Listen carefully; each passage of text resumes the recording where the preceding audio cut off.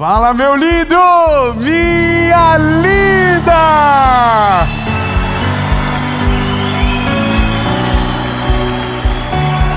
Aleluia! Nós estamos em Joinville. Tem que respeitar a nossa cidade maravilhosa. Todos os meses nós gravamos aqui em Joinville, gratuito.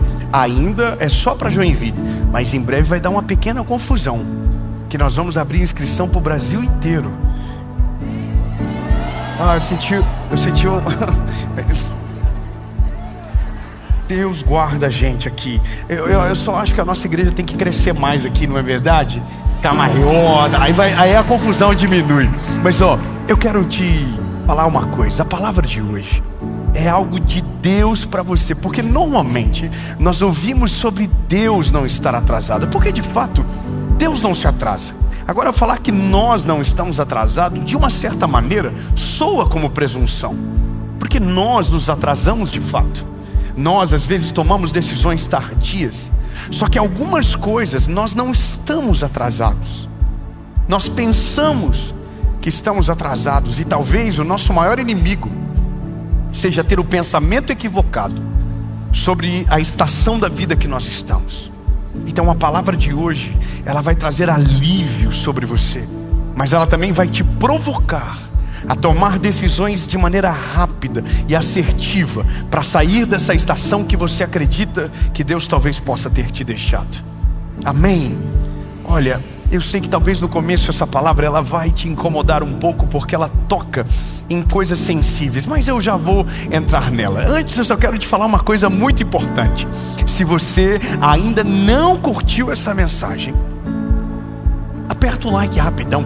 Quando você faz isso, o YouTube entende que é um conteúdo relevante e manda para mais pessoas. E quanto mais pessoas assistirem essa palavra, melhor será. Mais vidas serão alcançadas e mais pessoas transformadas. Então eu conto muito com você.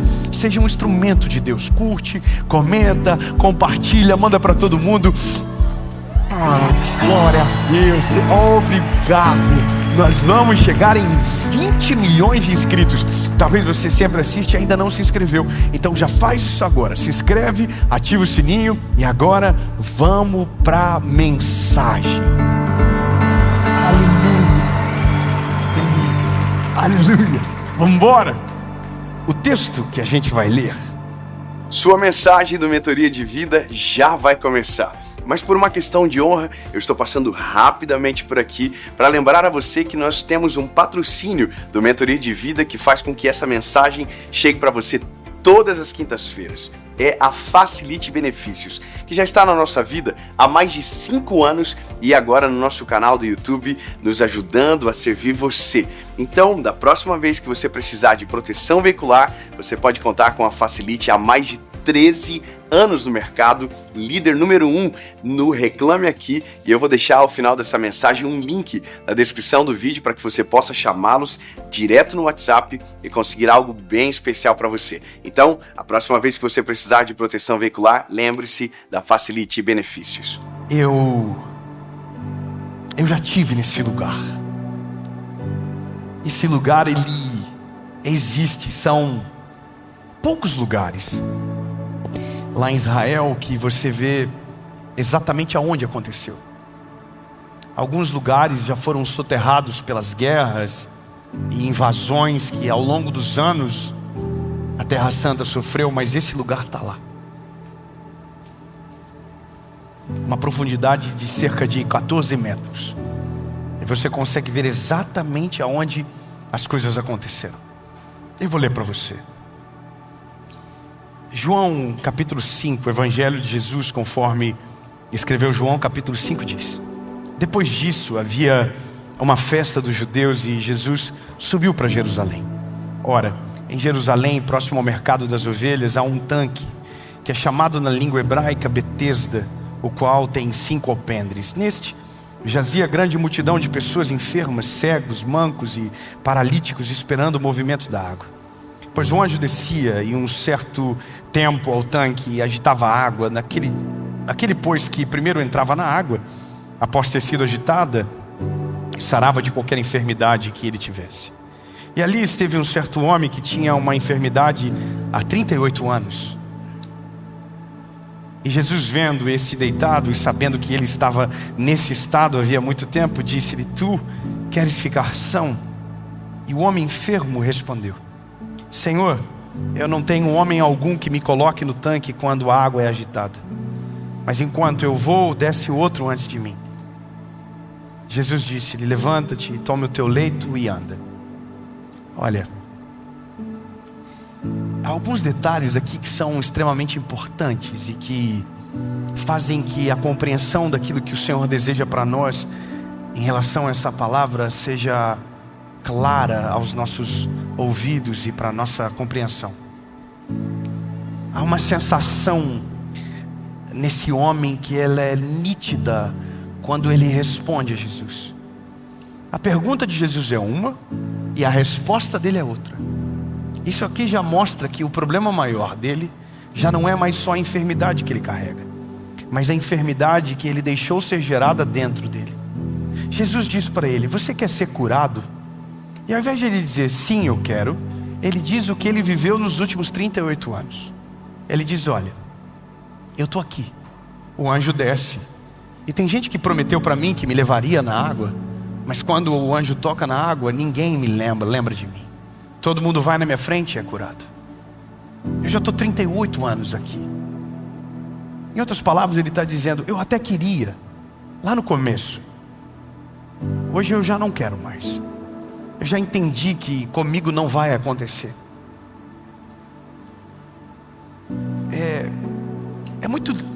muito constrangedor imaginar isso. Tem coisas que talvez um dia na eternidade com Jesus a gente vai poder ouvir, sabe, do próprio Jesus, o que aconteceu ali. Mas essa cena, para mim, ela é a clássica desistência em vida. Sabe, é quando você já não acredita mais que pode acontecer com você. Só que o fato gerador dessa desistência é uma palavra que nós lutamos contra, ou talvez nunca vamos admitir, que é a comparação. Talvez essa palavra, ela nos afugenta, porque ninguém quer reconhecer que talvez em algum momento está se comparando à vida dos outros. Ninguém quer reconhecer que talvez a gente está olhando mais para o terreno do vizinho do que para a nossa própria história. Mas se tem uma coisa que mata a nossa fé, que rouba a nossa esperança, é essa palavra, comparação. A sensação de atraso não é a ausência de Deus, é o vizinho ir para frente e a gente ficar no lugar. A sensação de atraso não é porque Deus não fez na nossa vida. A sensação de atraso é que Deus fez na vida de alguém e a gente viu acontecendo. Você está compreendendo o que eu estou dizendo? A nossa sensação de angústia, ela se assevera quando alguém que pediu menos, que orou por menos tempo, próximo de nós, viveu o milagre antes da gente. Isso aqui dói demais. Eu não sei qual é a sua convivência do dia a dia, mas eu posso falar sobre mim. Eu estou todos os dias vivendo o meu ministério, que eu amo muito. E todos os dias eu tenho uma mensagem de uma mulher dizendo que tinha o sonho de engravidar e não engravidou. E no mesmo dia eu recebo a mensagem de uma mulher que não queria engravidar e que está grávida. É muito doido isso, você administrar esses micromundos, sabe? De um lado você tem alguém que está sonhando, que está lutando para engravidar, fazendo planos, gastando dinheiro e não engravida. E de outro lado você tem alguém que nunca quis e que um dia de descuido engravidou. E aí você olha, são dois mundos diferentes.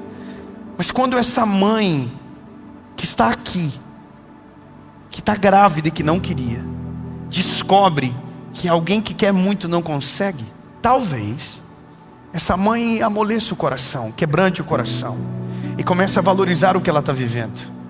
Mas talvez essa mãe daqui vai olhar para a mãe que gerou sem querer e vai ficar irritadíssima com Deus. Vai dizer: Deus, tu me esqueceu. Deus, tu me abandonou. Isso é em tudo na vida. Quando um improvável se levanta e você acreditava ser mais provável, Quando Deus prospera alguém e você fica para trás. E essa talvez seja a palavra que nós precisamos curar em nosso coração. Nós, na verdade, não ficamos para trás. Na verdade, nós não somos derrotados. Eu não sei se você lembra da mensagem anterior, mas a mensagem anterior a gente entendeu que Eliabe não é o nosso inimigo. Nosso inimigo é o gigante. A questão é que quando nós começamos a entrar nesse ciclo, aonde olhamos para o milagre do outro e a ausência do nosso, e começamos a comparar-se, talvez a gente torne o irmão que deveríamos celebrar nosso inimigo.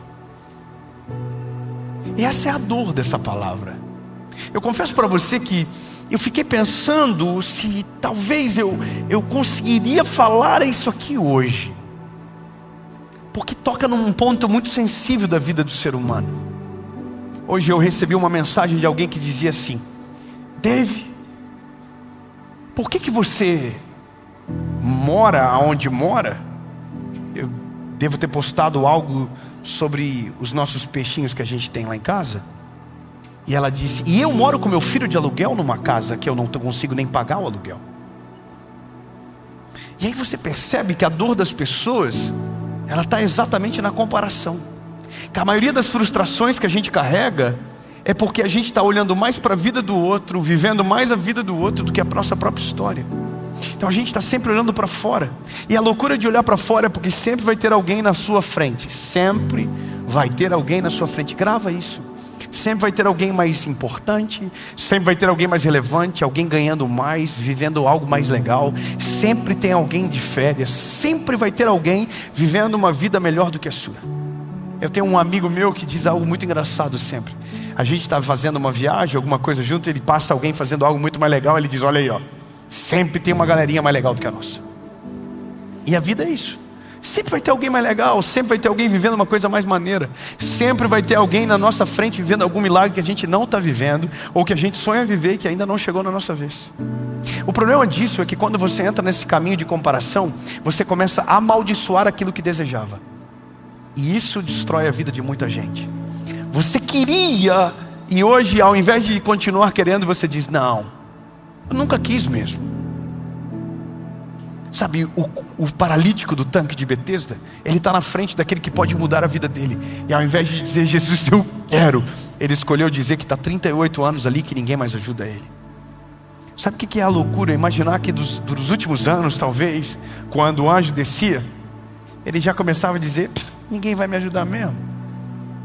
Ele já começou a amaldiçoar o que desejava. E eu preciso que você entenda em amor o que eu vou dizer.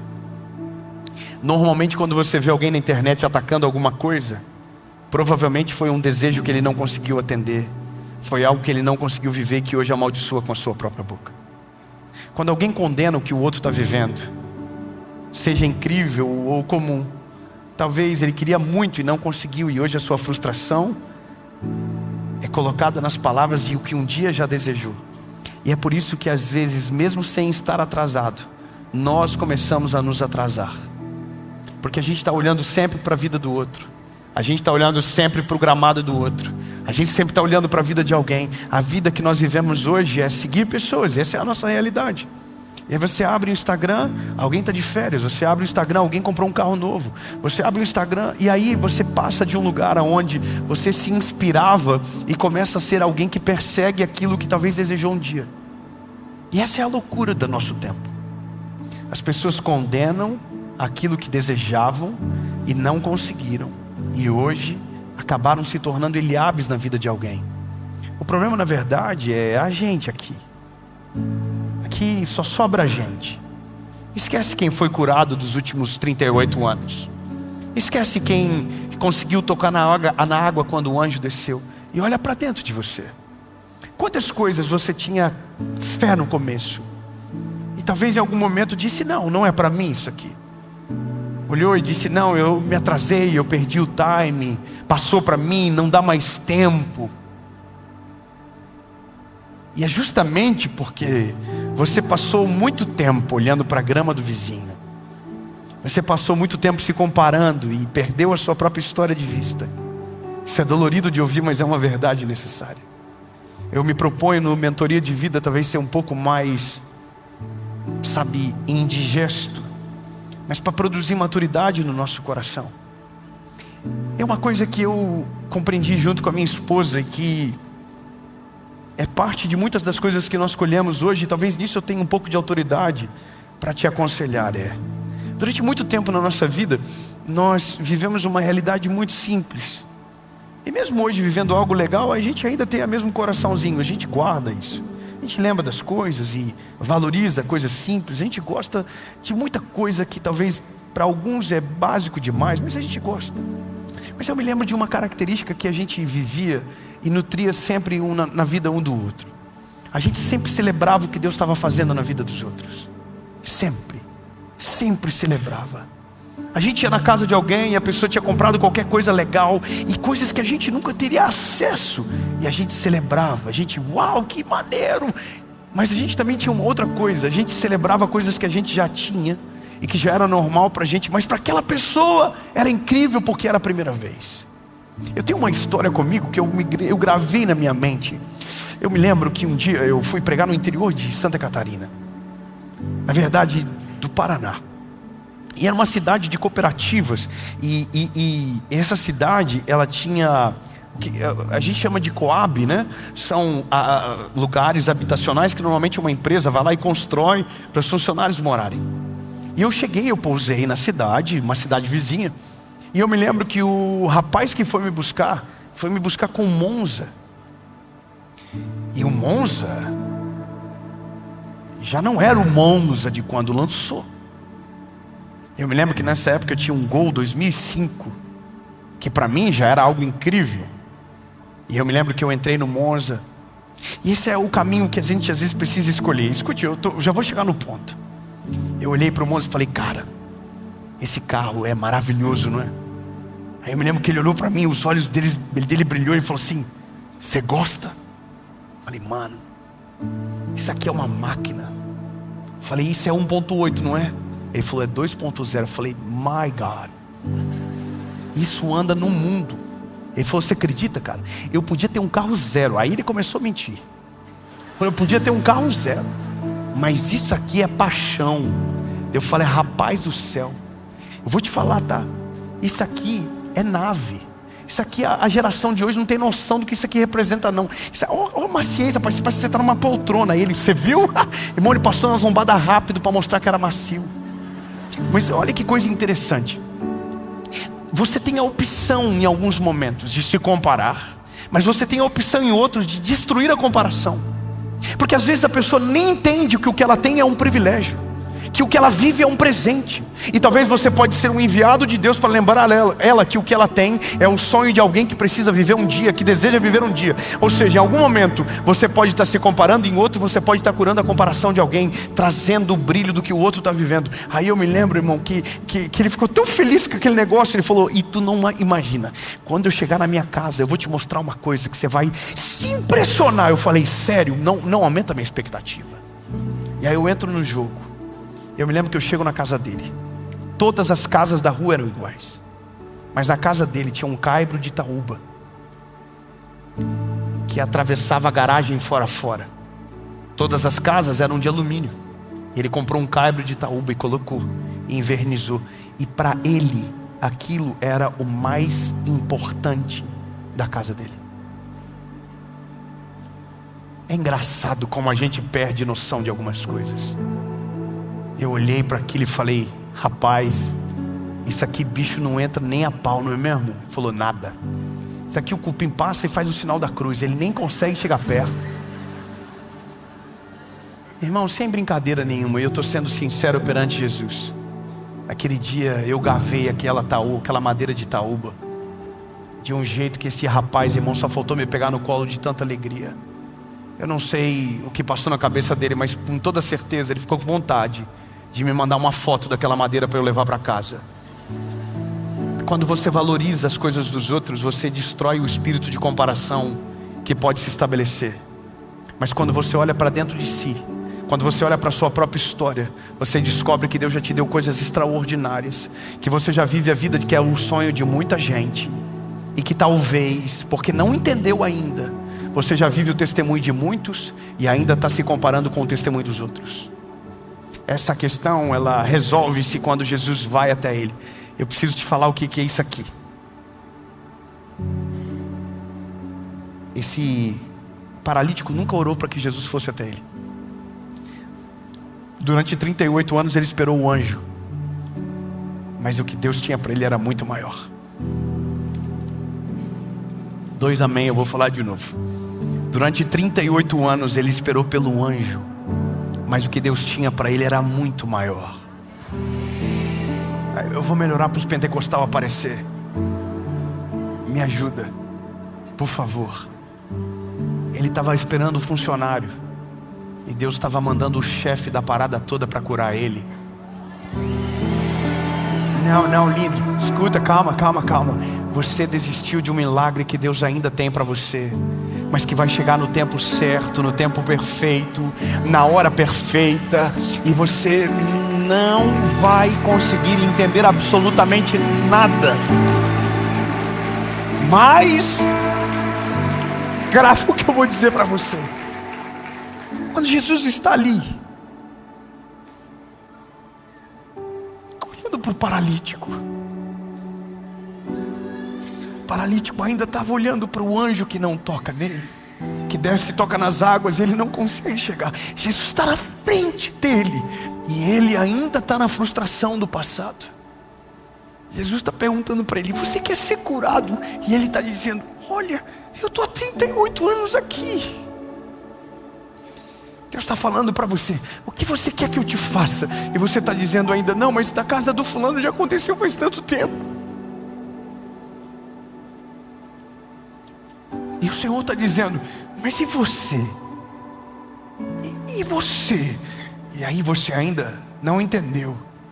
Se estivesse olhando para dentro da sua família, dentro da sua casa, a taúba, a madeira de taúba seria testemunho, e você esqueceu que o que você vive já é um sonho para alguém, que o que talvez é pouco para você é inatingível para outra família. E aí eu preciso só te alertar de algo, que quando você para de olhar para o outro e começa a olhar para a sua vida, talvez, só talvez, você vai ter vergonha de continuar pedindo algumas coisas, porque vai descobrir que já tem testemunho pra caramba pra contar, irmão. Não me leva a mal nessa palavra, mas eu preciso que você entenda: já tem testemunho demais pra contar. Você talvez já era para ter morrido lá atrás, você talvez já era para ter perdido muita coisa, e Deus te poupou, Deus te preservou, Deus guardou a tua casa, Deus guardou a tua família, Deus te livrou de tanta coisa, e você ainda estava se comparando. Quando você olha para dentro, você fica com vergonha. Eu vou ser bem sincero para você: quando você olha para dentro, você vai ter vergonha de pedir algumas coisas, que sua vida já é um sonho e você nem se ligou.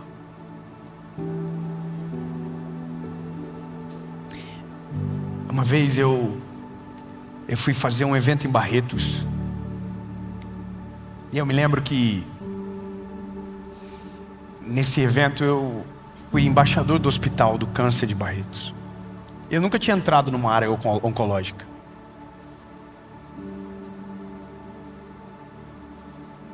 E aí eu me lembro que estava toda a imprensa, e eu fui fazer uma coletiva, e me levaram para conhecer o hospital. Nesse evento a gente levantou 40 mil litros de leite para o Hospital do Câncer. Foi incrível, mas eu nunca tinha entrado no hospital. E aí a gente entrou, e eu fui vendo os leitos, fui vendo as coisas, as tecnologias que tem lá, é incrível. Mas eu me lembro que eu passei na frente de uma sala, e eu olhei uma menininha deitada, e a menininha tinha o tamanho da minha filha. Eu estava tudo bem até aquele momento, sabe? E aí eu olhei para o paizinho da menina, e o paizinho ajoelhou na cama e segurou o bracinho dela para que fosse colocada a sonda. Quando eu vi aquilo, eu caí em prantos. Eu fui para dentro do banheiro, e ficou todo mundo lá fora me esperando, e eu não entrava, e eu não saía do banheiro. E eu caí num choro, eu desatinei em chorar. E eu só conseguia dizer: Jesus, obrigado pela minha filha, obrigado pelos meus filhos.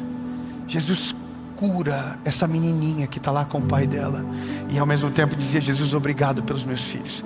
Sabe qual que é a loucura? Às vezes a gente está reclamando de coisas, e perdendo a oportunidade de agradecer por aquelas que já temos, de coisas que são inatingíveis para alguém hoje, mas que já são parte da nossa vida. Meu lindo, você está respirando com o seu nariz sem equipamento. Hoje eu recebi uma mensagem de uma menina dizendo: Dave, eu queria muito ir no teu evento, mas eu preciso de uma tomada.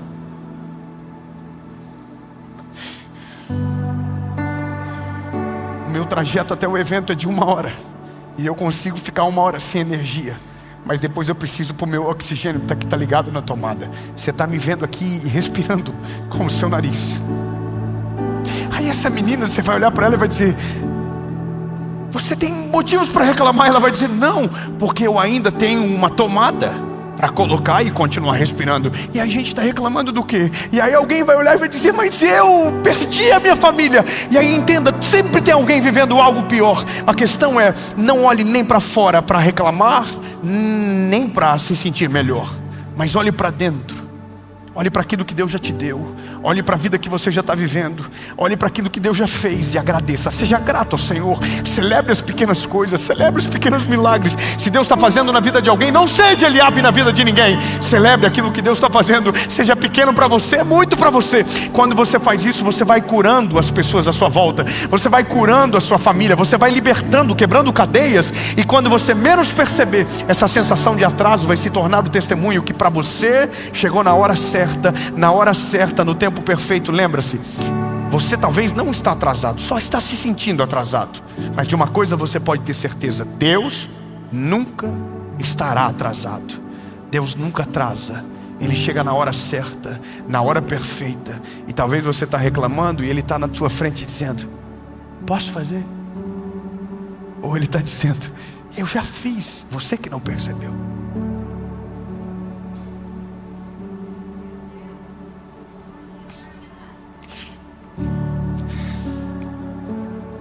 Eu já fiz, só você que não percebeu ainda. É uma canção que diz: nem era para você estar aqui, Ele já fez, só você que ainda não percebeu. A gente está olhando para as coisas pequenas, esquecendo de todas que Ele já fez. A gente está olhando mais para aquilo que nos falta, e talvez alguém já viveu esquecendo de tudo aquilo que Ele já fez. Amém? Jesus, hoje nós aniquilamos o espírito de comparação. Nós tiramos essa dor que a gente carrega de maneira desnecessária. Não importa o que aconteceu para trás, Jesus, o que importa é que o Senhor está na nossa frente agora. O Senhor está na nossa casa, o Senhor está na nossa vida. O Senhor é o nosso Senhor. Jesus, obrigado por tudo que já fizestes. Obrigado por todos os milagres que já vivemos. Obrigado por teu amor e pela tua fidelidade, Jesus. Assumiremos o controle da nossa história. Olharemos para dentro da nossa história e vamos parar de nos comparar. Porque de fato, olhando para nós e de onde o Senhor nos tirou, já vivemos milagres demais para contar. Em nome de Jesus. Amém.